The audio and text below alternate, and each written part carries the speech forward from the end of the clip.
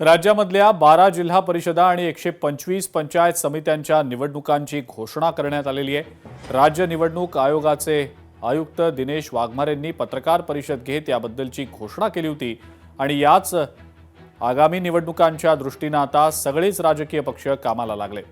दोन्ही राष्ट्रवादी पक्ष घड्याळ या चिन्हावर निवडणूक लढणार असल्याची जोरदार चर्चा सुरू आहे। काँग्रेसकडनं सुद्धा आपली भूमिका स्पष्ट करण्यात आलेली आहे। मात्र भाजप आणि शिवसेना या दोन पक्षांकडनं युती करावी का नाही या संदर्भातली चर्चा अद्याप सुरू असल्याचं समजतंय।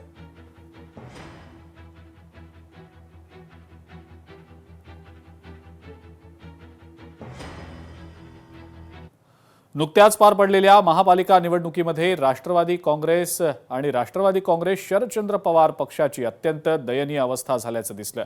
या दोन्ही पक्षांची पुणे आणि पिंपरी चिंचवड या दोन्ही पालिका निवडणुकांमध्ये अक्षरशः वाताहत झाली।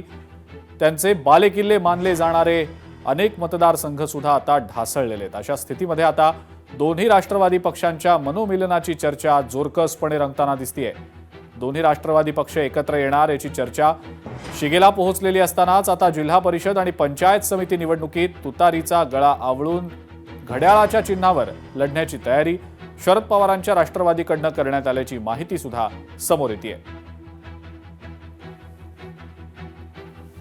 कार्यकर्त्यांच्या भावना ठीक आहे, वेगवेगळ्या असू शकतात, परंतु आमचे नेते अजितदादा पवार साहेब या बाबतीमध्ये जो काही निर्णय घेतील तो आमच्या सगळ्या पदाधिकाऱ्यांना मान्य असेल।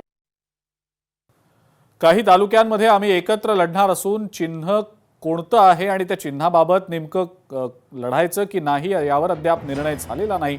दोन्ही पक्षातले नेते कोणत्या चिन्हावर निवडणूक लढवायची याबाबतचा निर्णय घेतील असं वक्तव्य राष्ट्रवादी काँग्रेस शरदचंद्र पवार पक्षाचे आमदार रोहित पवार यांनी केलेलं आहे। नेमकी चर्चा काय झाली हे तर तुम्हाला त्या ठिकाणी आम्ही सांगितलेलं आहे आणि चिन्ह सुद्धा तिथले उमेदवार जे दोन्ही पक्षातले आहे एकत्रित बसून ठरवतील ते उद्या नाही तर परवा आपल्या सर्वांसमोर येईल। विषय आज त्या बाबतीतली चर्चा नव्हती।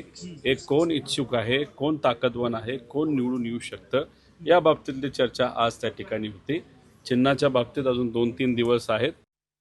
काही ठराविक तालुक्यामध्ये कार्यकर्ते म्हणतात एकत्रित लढायचं आणि मग त्या तालुक्याची बैठक इथं असल्यामुळे त्या तालुक्यांच्या कार्यकर्त्यांबरोबर मी सुद्धा त्या बैठकीत होतो। त्यामुळे काही तालुक्यांमध्ये आम्ही एकत्रित लढणार आहोत कारण का तिथल्या उमेदवारांची इच्छा आहे, कार्यकर्त्यांची इच्छा आहे आणि काही तालुक्यांमध्ये आम्ही वेगवेगळं सुद्धा त्या ठिकाणी लढू शकतो। लोकशाही मराठी ऐका, पहा, जागरूक रहा।